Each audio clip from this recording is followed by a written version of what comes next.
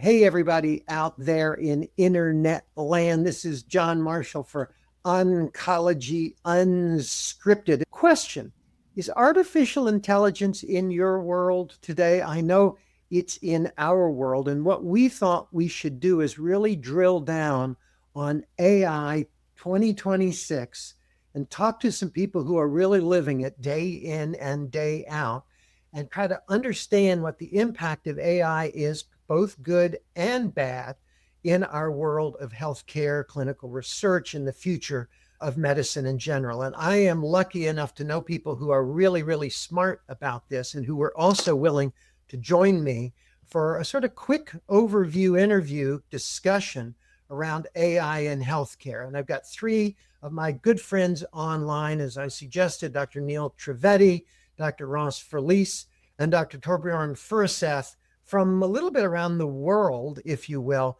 who've joined me. So, Neel, let's start with you. Thanks, John. So my name is Neel Trivedi. I'm a medical oncologist specializing in GI malignancies at MD Anderson Cooper, which is in New Jersey. So happy to be here. And a Hoya graduate, let's not forget. That's right. Come on, we got to have that Georgetown plug in there. Dr. Filice and I spend a lot of our days together back and forth on Teams and on Zoom, etc. So Ross, introduce yourself. Yeah, I'm Filice. I'm an abdominal radiologist here at Georgetown with John, and I also do a fair amount of informatics and technology work for our practice. And we're very grateful for all of that hard work. And I'm lucky enough to be in a position to work with some other folks around the world who are thinking about the application of AI for the future. So Dr. Furuseth, you introduce yourself. Yeah, hi everyone. I'm Torbjørn Furuseth, CEO and co-founder of Tumor Diagnostics, and we use AI to do a deep analysis of the tumor tissues so we can predict the outcomes and personalize treatment for cancer patients. I'm a medical doctor from Norway. That's where you're sitting right now. So it's after dinner time for you, while the rest of us are a little earlier in the day. Everyone's taking time out of their busy day to join us. So let's get right down to it. And Neel, let's start with you. You're a busy oncologist, day in and day out. Tell me a little bit about how you're folding in what we call AI into just your everyday practice. Sure. The main way I'm using AI in my practice is the DAX Copilot. That's an AI scribe that's really been built into a lot of the electronic medical records. I was one of the early adopters at my last hospital. I think back in 2024, I started using it. I was just interested in trying something new that might help my practice, and it's been great, honestly. It saves a lot of time. Before I used this scribe, I was spending a lot of time doing notes at home. I was basically in the patient room. I was focusing more on the computer than talking to the patient.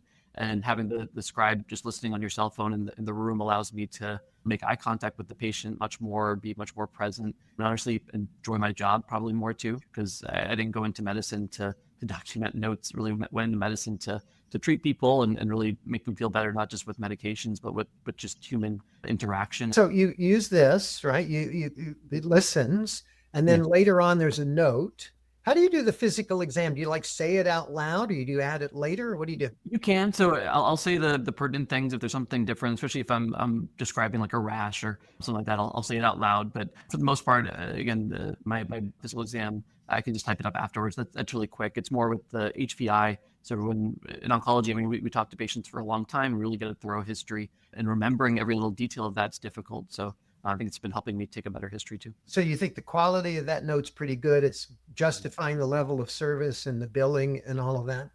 Let me, before I let you go on to our next to Ross, but aren't you looking stuff up? I mean, aren't you some funky gene mutation, or you're not quite sure the side effect of a drug? Are you using AI and searches and things like that?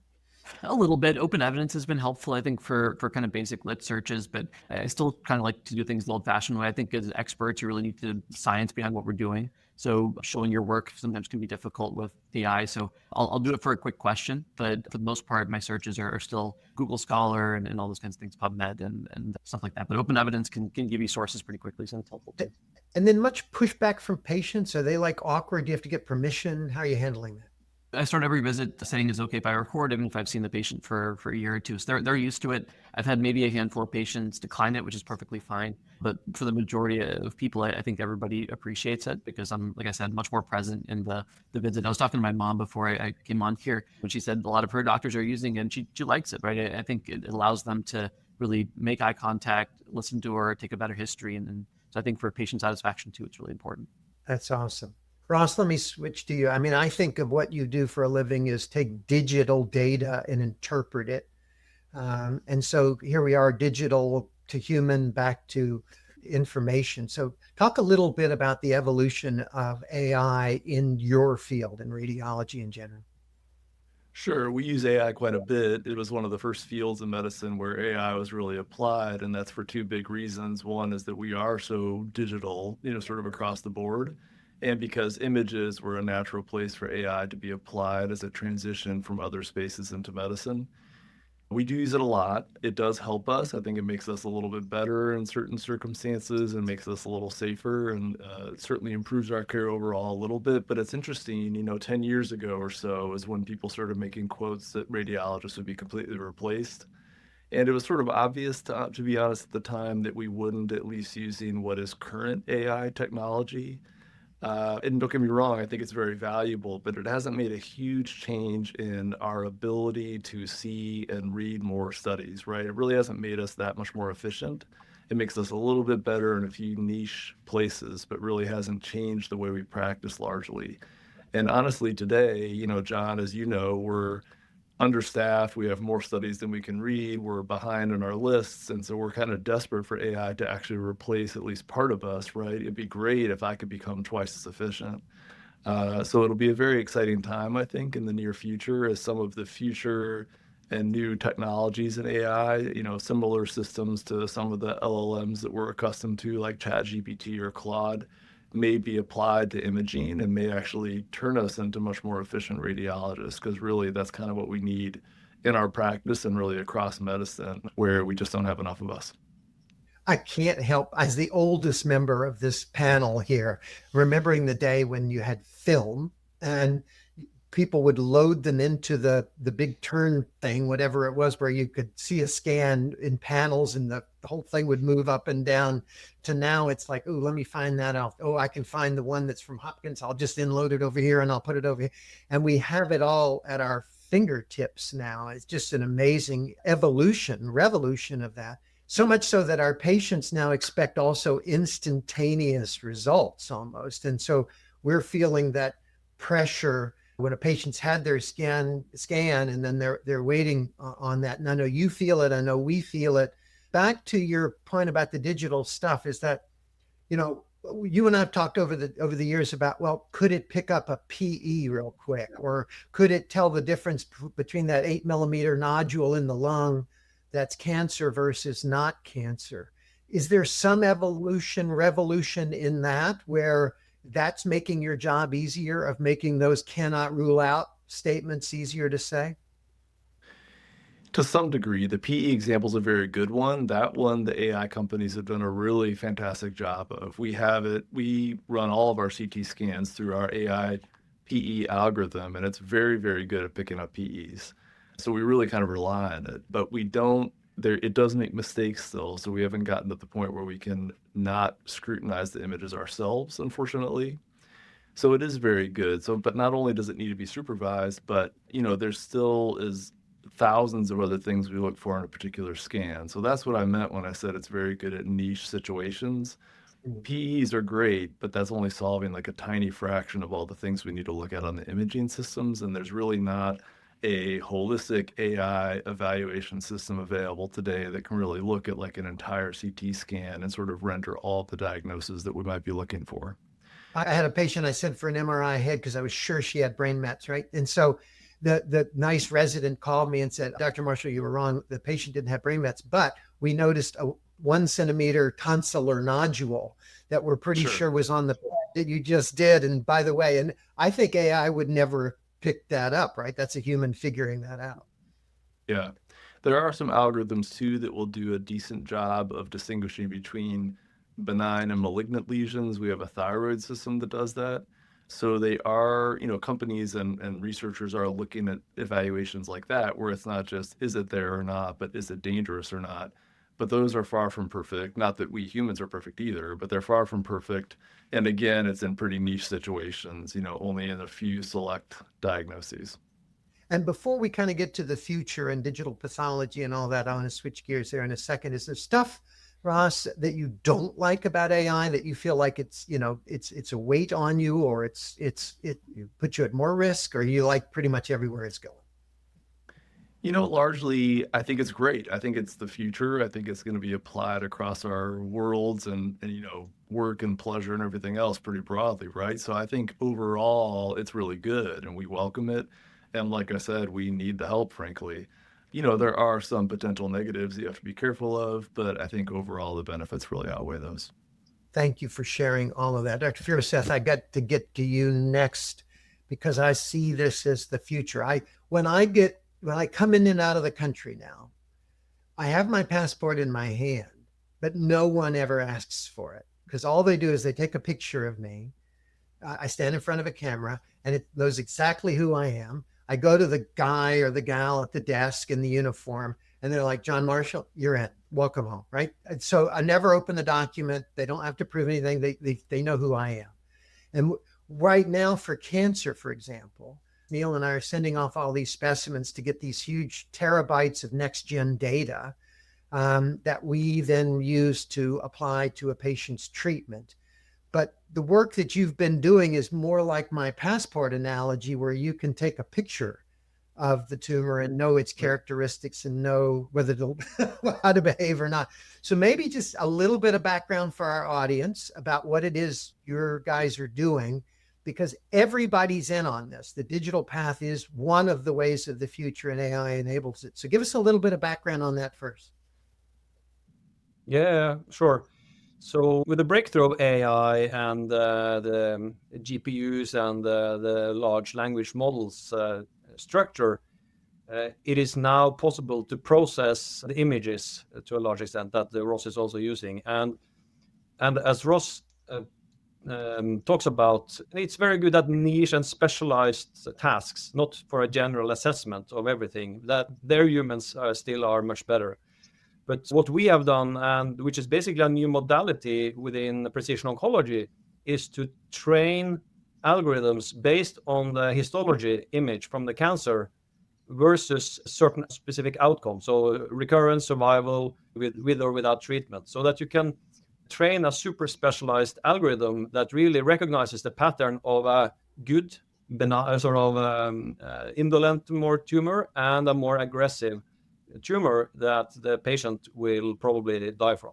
Yeah. And so when I think about this, the ability to take an H&E, stained image, scan it, put it into some AI algorithm, and within minutes, back to me, stuff that right now is taking, a 1, 2, 3 weeks of turnaround time and the like. And arguably, when I think about it, the reason I'm so excited by it is that we don't really know what it's looking at, because it's looking at the entire tumor microenvironment. Whereas when I do a lot of next-gen sequencing, I'm only looking at the tumor and not necessarily the host and the stroma. So am I right in that thinking that's, it's getting a bigger picture of the host and the tumor together? Yeah, exactly. So it's basically the phenotype of the cancer, not only the genotype, and the whole assessment with the stroma, heterogeneity of the tumor, the microenvironment, all those factors that we know are important for the aggressiveness of the tumor and the potential benefit of treatment and so on. So it really adds, it's a new modality that adds to the molecular analysis. I've been really interested in the space because you and I obviously known each other for a little while about this, and you and I are both eager for this to become, more mainstream as a technology. But, it's only now that we sort of realizing the impact of next-gen sequencing and molecular profiling on therapies that we recognize that maybe digital path is a bridge or at least a complement to that. Do you see a time when I can look under the microscope with digital path analysis and say MSI versus MSS, or a BRAF mutation, or a ROS mutation or rearrangement? Are we going to get to that point? I think we are at that point. There are algorithms that are able to exclude some mutations I think to actually confirm it, you still would need the molecular analysis for quite some time. But we can, for example, there are algorithms that can say for half of the patients, these are clearly not MSI high, for example. These are microsatellite stable. For the remaining half, you need to do the molecular testing or the So PCR. it is or evolving to that end. Ross, do you see that happening Yeah. on your side with a lung nodule, for example, that you can say it's negative or positive, or do you think we'll ever combine those two sort of efforts where you've got digital radiology imaging with some sort of clinical outcome? Yeah, people are trying to do it, the field of radiomics, where you're trying to get these features in imaging findings or tumors or nodules or lesions that may not be apparent to us as human beings, but may exist in that data to try and, distinguish out whether things are malignant or benign or whether they'll progress, et cetera. But nothing that we're really using clinically today. And then Neel, back to you. I mean, if we get reports that look like that, right? So we have to then boots on the ground in front of the patient decide, do we take this data and say, yeah, that's what I'm going to do, versus more traditional, we can't rely on that yet. Where's the sort of skepticism in our ability to take some of this fancy analysis and apply it to the patient? I think as doctors, we tend to be skeptics. A lot of research is proving things wrong or proving things right. And like Ross had said, I mean, there's still a lot of mistakes in what AI does in a lot of different ways. My example is it'll take whatever the patient or doctor says as truth. So if you don't proofread your note, you'll have some weird stuff that ends up in there. So like Ross was saying, I think you really need a doctor to proofread a lot of this stuff and see what's usable and what's not. But I think in these small niche areas right now, it can really be a big help, especially if you're able to take an H&E slide and say, hey, there's a high likelihood of a mutation here or not. I mean, you can spare somebody a biopsy, or you can get a biopsy and change their therapy. So it can really help people. Yeah, I mean, open evidence, we're all using this kind of thing a lot. And I don't know if I'm right about this or not. I tend to see what that spits back from science analysis and sort of trust it better than if I ask what Donald Trump is thinking, because that won't be right. And I question that one, where the science one, I tend to give a little bit more validity. But it does come back to this. We have to recognize that was a machine that created that, and we have to decide whether it's correct or not. So maybe going around the horn backwards. So Torbjørn, I mean, when you AI something to look it up from a science perspective, what's your skepticism at that level? You believe it more than not? Where are you with that? I'm a strong believer in the potential, and of course there are some challenges as well. But I think what is important is that also you review or analyze how is this AI developed and validated, because you need to have a separate training set and you need to validate in a completely external other data set, and to be sure that it's really generalizable to your lab, to your scanner, to your patient population, and so on.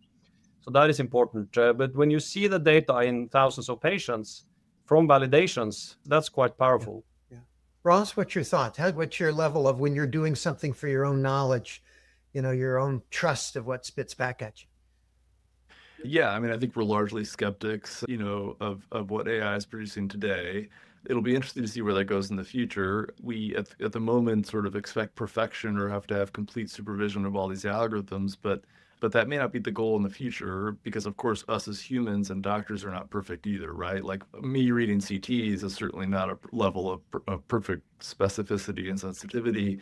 And so will we ever get to the place where we as a society accept AI or machines to operate at a very good but not perfect level, which may produce all sorts of benefits in terms of efficiency and everything else, but we will need to accept some level of error. And I don't know when or if that will happen. Yeah, and Neel, you kind of referred to this earlier about needing to have the base knowledge in order to then reflect on what you're seeing. So you can kind of see, is that really real or not, or where that's coming from. And some of the senior members of the division, who will go nameless, we were talking about this the other day. You're a generation off of me. The newest people are a generation off of you. And they're using this a lot. And one of my concerns is that the dependence on that in medical education and education in general will remove some of that base knowledge so that you can be skeptical. Do you have any reflections or thoughts about that as somebody who's younger than I am, but you see the new ones coming along? I think a lot of the similar concerns came up when we were getting Google, right? These internet searches to find things out. And even the boards now are going to an open book kind of format, right? Where it's a more real life version where you can look things up very quickly. I think your concerns about losing that basic understanding are real, but there's always going to be drawbacks to any advance in technology. So hopefully, fingers crossed, everybody will use this responsibly, but we'll see. Yeah. One last thing for the clinicians is that our patients have access to this too. They have access to their scans, their reports, they can look up stuff as well. You think that's helping or hurting our cause? Neel, let me start with you. I actually think it's helping. So I can give you an example. I have a lot of patients who look up their diagnosis, their treatment on ChatGPT or another AI model. And it's much better than talking to Dr. Google that we used to have before AI was there, where patients would get a lot of misinformation out there. But the AI tends to be pretty good. So I think it allows patients to advocate for themselves, educate themselves, and it's actually been pretty helpful. So I'll actually recommend sometimes if people have more questions to use that instead of just Googling things. And Ross, are you feeling that at all from a patient level? We have less patient contact, of course, right? So I'm certain that I have less experience, but it is interesting. There are places you can upload images to get diagnoses, and there have been services out there where you can upload chest X-rays and get a second AI opinion and so forth. So I think it's the future. People are going to use this stuff, and I think we need to learn how to adapt to it and work with our patients as partners on it. Neel, let me pick on you. The patient's worried about privacy. You said you're going to ask them permission. It's going up to the cloud, your discussion. How do you know that the cloud is not also listening and going to then tell Blue Cross or the patient's employer that they have cancer? So thankfully, it's all HIPAA compliant, the AI scribes that we use. So that's reassuring. We always do a consent form that they sign and then also verbally confirm that they're okay with us recording. But I think it's a concern, especially in a world where cybersecurity is not 100%. But this is, I think, a concern for every facet of life these days. So it's just something that we have to be respectful of. You guys were awesome. Thank you so much. I know everybody's busy. I'm going to let you go back to work and do your thing. But as you all have said, AI is here to stay. It's going to get better and better, hopefully make our jobs more effective and efficient.